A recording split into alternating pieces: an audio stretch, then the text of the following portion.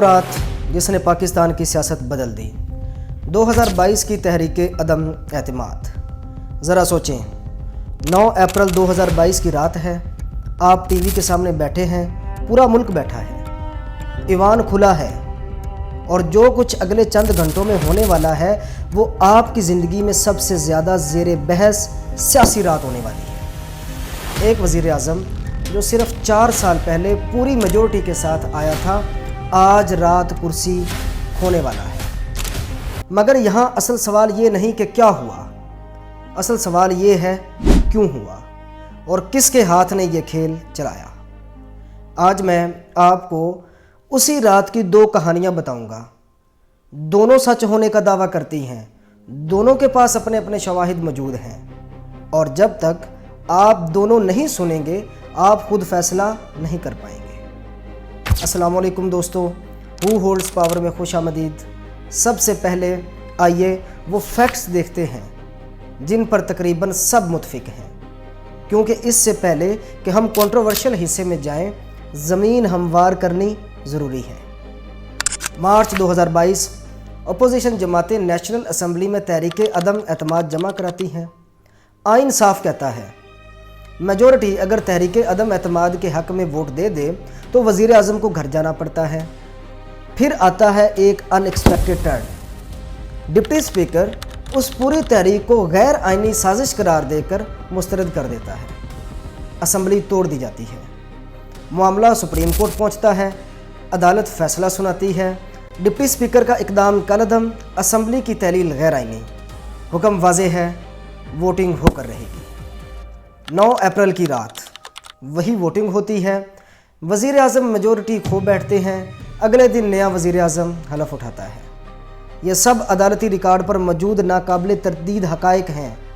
असल इख्तलाफ यहाँ से शुरू होता है। पहला नुक्ता नज़र ये है, ये आइन की फ़तह थी।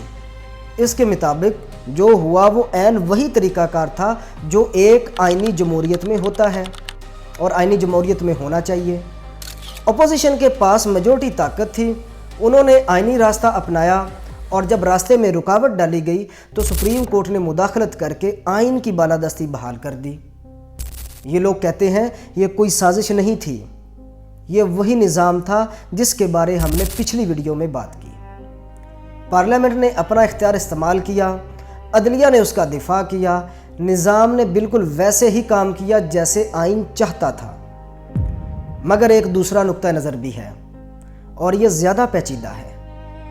उस वक़्त के वज़ीर आज़म का एक अपना ही मौक़िफ़ था और बिल्कुल मुख्तलिफ। उनके मुताबिक ये महज एक सियासी शिकस्त नहीं थी बल्कि एक बड़ी बैरूनी साजिश का नतीजा थी।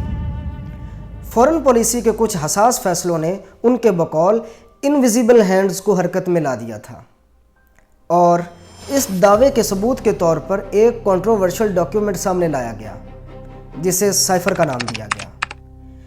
इस नुक्ते नज़र के हामी कहते हैं सिर्फ इसलिए कि कोई अमल आइनी तरीके से मुकम्मल हुआ, इसका मतलब ये नहीं है कि इसके पीछे कोई और मुहर्रक नहीं था। उनके मुताबिक ये पहला मौका नहीं जब आइनी तरीक़ाकार को एक मकसद के लिए इस्तेमाल किया गया हो।